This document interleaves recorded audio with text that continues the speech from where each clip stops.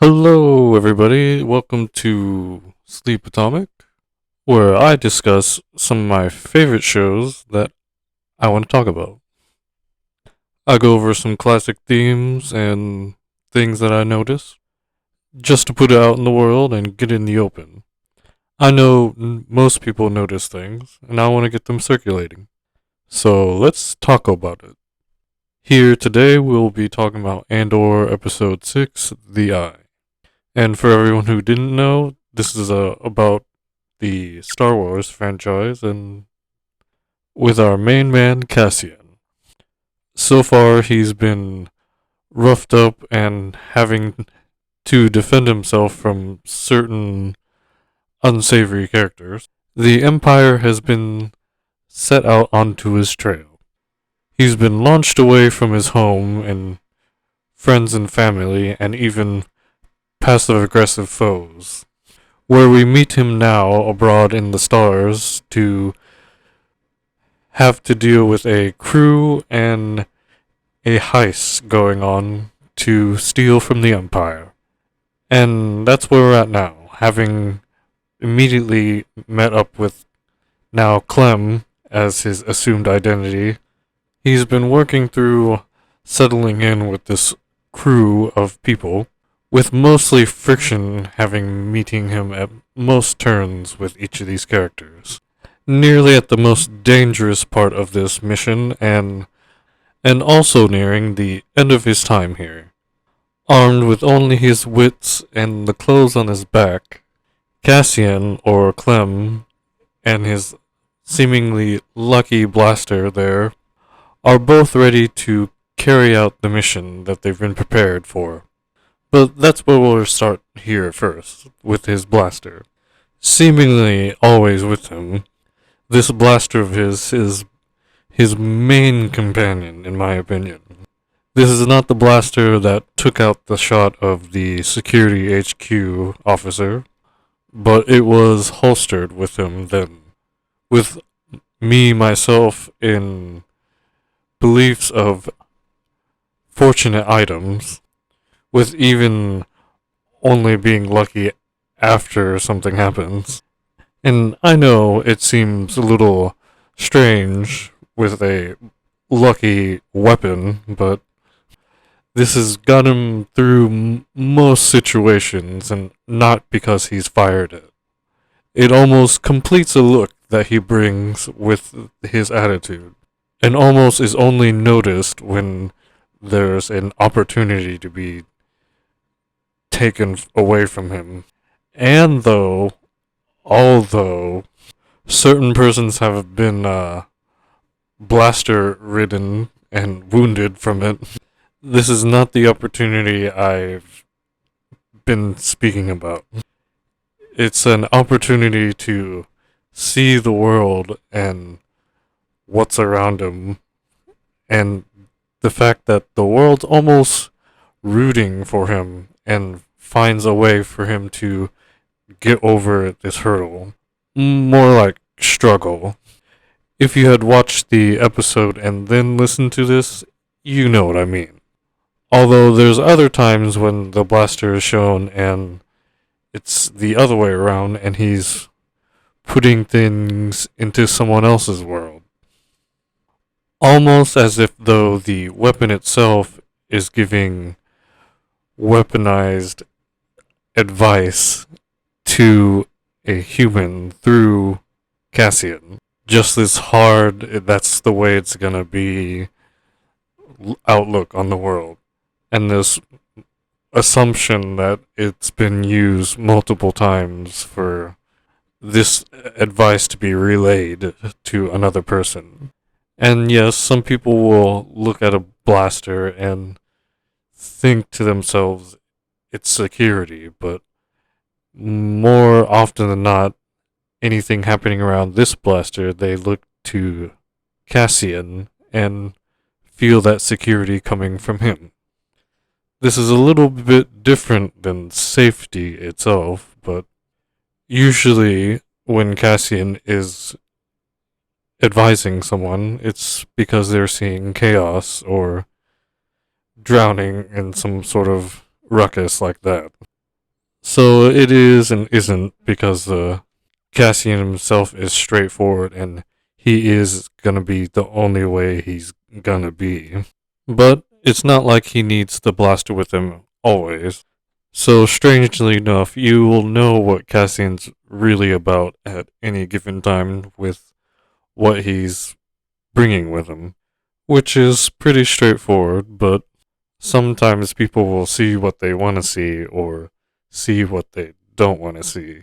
Which brings us to Nemec and his manifesto. His manifesto is pretty much just any given word that's coming out of his mouth that he seems to record later. But the reconciliation of Clem being a mercenary and him even noticing that's probably not his real name, with him noting out his weapon and mercenaries are the extension of that function the weapon brings, and they could utilize it against the Empire. He seems to have been trying to understand the Empire, but having not been a part of the Empire, he has taken everything that he's noticed about it and recollected it and repurposed it for himself, which is really the mad genius part of Nemec. He has the retro Star Navigator and even just the pen and journal book that's just paper. All a little strange compared to the fact that everyone has like a tablet or a computer. He's like on the basics of some person or some establishment, so he is doing everything basically.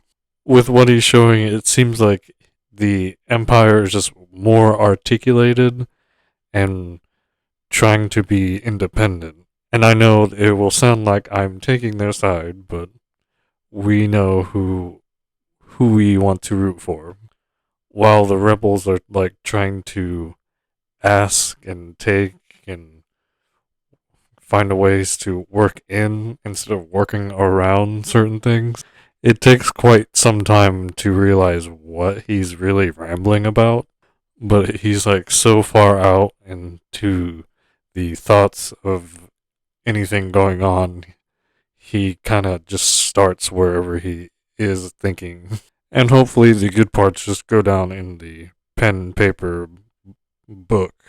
I wouldn't be surprised if I found out somehow he designed the garrison, and that's why he had all those comments about the model that he had that was made of like sticks and twigs.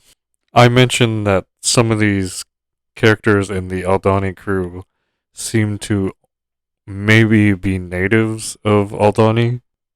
I only say so because it kind of seems like there's a possibility that they could be, and in this episode they mention some thousands of Aldani and then only being 60 now.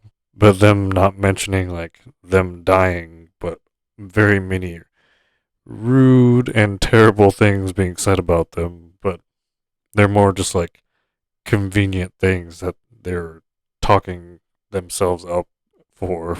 Putting stakes, not even that really, just like claiming some sort of motive or goal that they had the whole time, but really they really didn't do anything and then just noticed it later while they were looking down on everyone and just generally being negative about something someone had looked at positively. Because, like, what the guy in charge of the garrison says to the colonel is just the people, like, making the best out of the situation of the Empire being there and picking from the options that they had. But he says, like, all this stuff, like, to where he's just, like, making it look like he took advantage of them and the Aldani people are stupid and he's like the bigger man in the situation, but not like humbly, as if though he somehow overpowered them, like he's anyway diplomatic. I mean, I see the irony of me saying that like that, but that's just how it is. That's just when usually it looks like there's just people in a conflict instead of a good or bad guy. If you keep thinking about it, it wraps around again, and like the commandant there for the garrison is just making the best of it, but he's like saying it in a very difficult way because none of them really want to be there. I mean, even if it's just like how you think about people at their jobs when they're like complaining a little bit or something bad happens or even trying to cheer people up about work, the option of it being good or bad is always there. It just tells you about the moment and the general atmosphere, which is really why I've been enjoying this show. There's a lot of parallels been drawn from it that could be re usable for a lot of situations, especially with people that aren't close to you at all. And that even includes like family with the strangers or certain friends. These situations shows a lot of like broad general things that you see it almost everywhere. Maybe like not to the degree that they're at, but you should at least feel some sort of urgency with the characters as they go and fill out the shoes that they need to be in to get through this situation and conflict. But at the end of the day, these people are after a whole lot of credits, which you finally get to see that their money is just like these little bars of gold, and they're like stored in these like giant logs that look like giant batteries. I just thought that was a nice detail. It could be why the garrison's right there. I don't know if it was a power move for them to put the garrison there and take that away from the Aldhani people instead of just doing that elsewhere and leaving them alone completely because they look like a bunch of like shepherds and farm people. Like that would be a problem. They're not even like mentioning that they need supplies from them or like food or something. They're just there being the empire and like not making friends apparently. As a giant establishment like that, it kind of seems like I guess that's basic, but there's no good measure for the Aldani people to relate back up to them. And I keep coming up with certain solutions like, oh, maybe they just need to want more, like to that scale, so they can like include it in for them. But I guess that's Mon Mothma's like job there. Although it looks like the senator's room with the little floating platform disc are becoming more and more like obsolete. At least before when like Queen Amidala was there, like presenting what she wanted. Maybe because it was a movie, or maybe because it was back then when the empire was not established. There was more attentiveness and willingness to compromise and get things going. Because now, like, at least to Mon Mothma, it looks like there's like not as many uh planets there representing, and not as much like seemingly selfless things happening. Everyone's like on their like tablets or something, like, oh look, something happened on the news, and would rather pay attention to that. And like she can't keep their attention like at all. And at least like on a big crowded scale, like of maybe like 1,000 people, like she pretty much has a lot of people's attention if she's like there and like those 1,000 people know it. They at least like want to come say hi or like make something happen for like a deal with the Senate or something, or maybe they just there because she's like attractive looking. But She looks like she would have sway, but it's very difficult for her even there. But that's just the Star Wars world in general. Looks like they're like starting a transition period of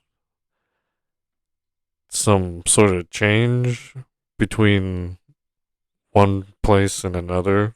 Kind of like a relationship. It's like, oh, like I'm not dating them anymore now, so I'm just gonna do my thing until like something else happens. It kind of looks like they stopped caring, but like they really just it's like on a big scale, so they can't really like get much stuff done in the Senate to change like the condition of the place that they're living in. And I'm saying this now, there's like just so many little things like that. There's like, yeah, that sounds like my everyday too, huh? Even if you're like not a person that rescales it or like compares yourself to understand something, there's just like all this stuff like I find myself doing in life and like the characters are doing it on the screen.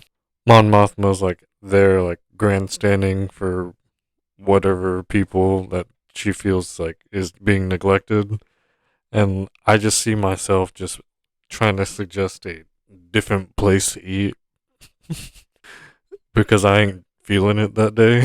So if I go back to her, it seems like they've been getting all the stuff done that they've been setting out to do. So it's like, oh, like we can probably like fit this in now. Like we're not as like worried or busy with that now. Remember? And just because like that's how things are, sometimes she gets the exact same thing that always happens, even though she's like it's just like a little bit for like maybe like a month or two. Like we do something like slightly different, just slightly different. All we have to do is drop that thing you don't like doing now, and we could fit it in. And what kind of seems like the reaction she's getting is like, oh well, looks like we have to tell everybody though, and that's so hard. Like, have to wait. I'll probably forget, and you'll have to remind me. It's a lot of trouble. Let's just stick to safe, alright? Let's just super safe and basic. Our basic will carry us to the stars. Like, we're already at the stars. I know, but if we keep saying it, there'll be some stars to go to. And, I can't make the next meeting, by the way. I'm sure there's like an inverse of that silly like conversation I just made up, but it does seem too similar about something else. It's a little bit strange that I've been mentioning the items like Cassian's gun, Nemec's manifesto, the Senate floor, you could say, with Mon Mothma. These are some of the basic elements I'm kind of seeing. The simplest way I can contextualize it is like it's the straw that would be breaking the camel's back, but it's nothing like the plans for the Death Star quite yet. It's pretty much like the elements that made the straw that broke the camel's back.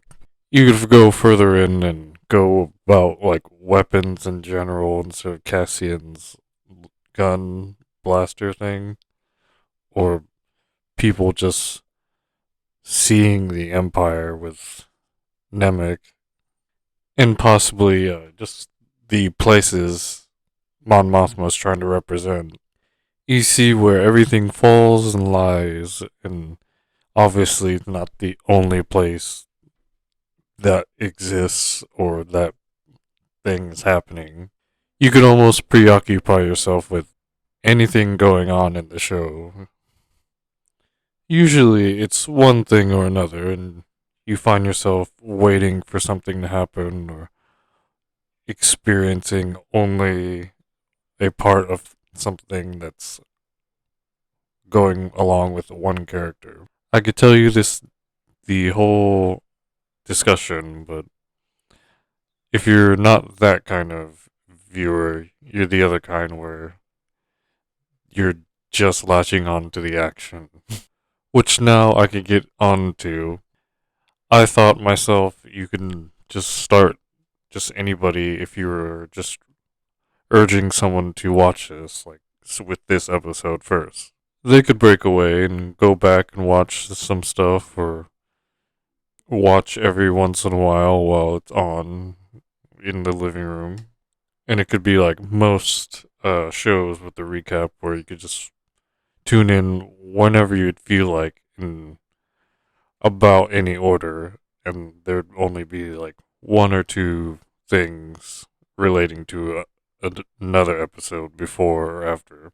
You could only do it so often while it's happening because the number of episodes. So if you're in a Star Wars mood or a space mood, you could go to this and just kind of watch it and enjoy yourself and think of the stars. But as I'm watching Cassian and the crew of Aldhani get everything together, dive into the water and come out with Vel and Cinta, while Goran's making it abundantly clear that there's nothing happening with Terramin like leading everyone in and kind of like slinking into the ranks of the garrison. Maybe it's because of the garrison, but it looked like they were trying to train them to be around important people or like be a little more diplomatic, but it did not happen. And you could see like little ounces of like, I'll do it later. I don't want to do that. Like, had been building up the whole time. Almost like in any job. It's like, oh, I don't want to take out the trash. Or I don't want to work with those people or something like that. Is the main reason why the Empire is how it is and like why most of the people believe what they believe about the Empire and that a rebellion grew against it. It's kind of funny to me because it's like, man, that sucks. And it was like super avoidable. They were aiming for something like well put together and that everyone would like, besides the fact that there's like a space samurai and a space wizard like killing people, but that mainly has nothing to do with most of the common folk. Like they could have just overlooked that and just chopped it up all to war, but pretty much their customer service and their like people skills were so bad that it had some epic repercussions about it. I know later they blow up a planet, but it's like, I mean, they kind of gave up at that point. It's like, oh well, everyone's gonna be mad about it anyway, no matter what. Like if this was like a restaurant or a business or something, like you watched some customer not get napkins like one too many times over a course of a long time, and then that customer just loses their mind and everyone sees it and the business tanks, and you're just sitting there like, you should let me invest and like have some suggestions about the business, dude. But getting back to it, the episode contained a very good heist with the stakes so clear that it made the very quick, intense change of pace like almost surprising, even though they were telling you about it the whole time. And the newest part that they didn't mention before was to take the commandant and the colonel, incidentally, and the family that you didn't know was with the commandant hostage, so everything would go smoother. But the sabotage that Vel and Cinta did to the comms didn't stick, and the later thing with the uh, communications guy picking up on their like heist military comms that they had before they get the little freighter from the garrison completely loaded. Had some soldiers sent down so there could be a blaster fight. Just a lot of good stuff that's just action wise you have to like just watch. But on the way out, you see that they lose Gorn and then Terramin, both trying to cover the freighter, and then Vel so they could escape. And all the while, the Commandant has a heart attack and drops without a single shot being launched into him. And the whole crew just drops out one by one, very unexpectedly by me. I was expecting them to be like a permanent crew and eventually bond, but that's not what happens. Nemec gets crushed by the large amounts of credits or gold while they're like trying to get away. And there's like an intense moment when they like have to like med spike him and like kind of like pretty much give him like adrenaline or something because he no longer can feel his legs, but he's their navigator, so they need him awake and stuff instead of like letting him pass out. But there's some interesting prompts to fly around the eye and the little meteor storm that's happening. Nemec, Vel, Skeen, and Clem uh, almost make it to the end of the episode, but Nemec doesn't make the surgery that was trying to repair his back, and Skeen was gonna two-time everybody, but he decided to include Cassian, but then Cassian doesn't like that kind of like overly powering like look out for yourself thing, so he blasted Skeen before he had to turn him down or like come up with a plan to get away from him or stop him. And then he just takes what he was owed and leaves Vel with the surgeon that was trying to help Nemec. Pretty hectic. It kind of looks like before the world was gonna show everyone getting knocked off one by one, Cassian decides to leave the whole situation. Very reasonably, by the way. Just like, if I keep going along with this, you're gonna die, Vel, and I'm gonna be off with this, so. But that's it for the episode 6, The Eye Andor review. I mean, besides that, friggin' Luthen hears about it later and he's finally letting out a laugh.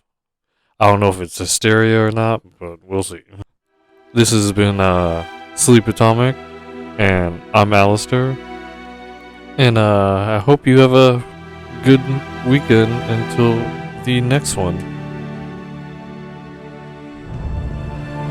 Man, I hope no one minds. I feel like some people would mind that I'm kind of like giving away the best part and actually saying it. But hey, you look good, and it shows.